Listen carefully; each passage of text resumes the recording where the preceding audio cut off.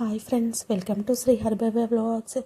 ఈరోజు అయితే నేను మీ ముందుకి ఒక మంచి హెల్తీ రెసిపీ తోటి వచ్చేసానండి. అదేంటంటే తెల్ల గల్జరు fry.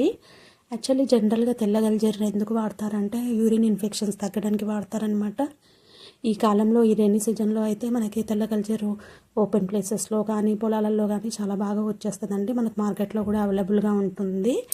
So first urine infection అంటే క్రియాటిన్ ఎక్కువగా ఉన్నవాళ్ళు ఈ తెల్ల గల్జర్ని మిక్సీ పట్టేసుకొని జ్యూస్ లాగా తీసుకొని అందులో లెమన్ హనీ వేసుకొని తాగుతారండి ఎర్లీ మార్నింగ్. సో దట్ మనకు క్రియాటిన్ లెవెల్స్ అనేవి తగ్గుతాయి అన్నమాట. ఇది చాలా మంచి రెమెడీ క్రియాటిన్ తగ్గడానికి. ఇంకా మనము రెసిపీలోకి వచ్చేసేసరికి స్టవ్ మీద ప్యాన్ పెట్టేసుకొని ఒక 2 స్పూన్స్ ఆయిల్ వేసుకోవాలి.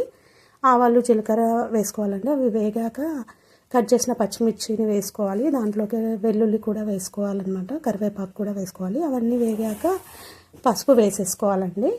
పసుపు అనేది మంచి యాంటీబయాటిక్ కదా, మనం అన్ని కర్రీస్లో తప్పనిసరిగా వాడుకోవాలండి.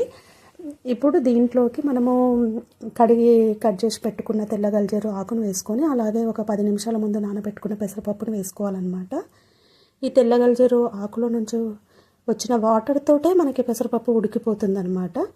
సో మనం వాటర్ వేయవలసిన అవసరం లేదు. కర్రీలోకి ఒక 5 నిమిషాలు మగ్గనిస్తే కర్రీ చాలా బాగా వచ్చేస్తుంది. మంచిగా పెసరపప్పు ఉడికిపోతుంది, ఆకులు కూడా ఉడికిపోతాయి అన్నమాట. ఇంకా దించేసుకునే ముందు కొంచెము ధనియా పౌడర్ వేసుకుంటే సరిపోతుందండి. ఈ కర్రీని మనం వీక్లీ వన్స్ అలా వాడుకుంటే కూడా చాలా మంచిదండి. మనకి యూరిన్ ఇన్ఫెక్షన్స్ అలాంటివి రాకుండా ముందస్తు జాగ్రత్తగా ఉంటుందన్నమాట. చూసారా ఎంత బాగుందో ఈ కర్రీ. Bye bye friends.